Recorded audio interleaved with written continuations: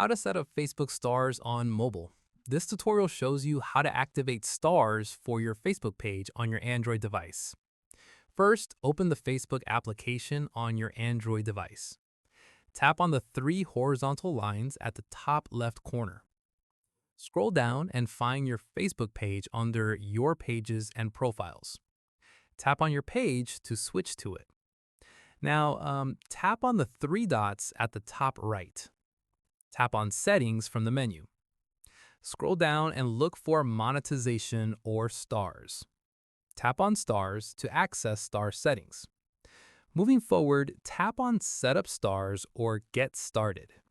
You'll need to meet Facebook's eligibility requirements like follower count and content guidelines. Read through the requirements and tap Continue. Agree to the terms and conditions by tapping I agree. Afterwards, Facebook will review your page for eligibility. This can take a few hours to a few days. You'll receive a notification once stars is approved for your page. Once approved, viewers can send you stars during live streams and videos. Each star is worth $0.01 USD, and you can cash out through your payout settings. And that's it. If this tutorial helped you set up Facebook stars, give it a like, subscribe for more Facebook monetization tips, and tap the bell icon for notifications. See you in the next one.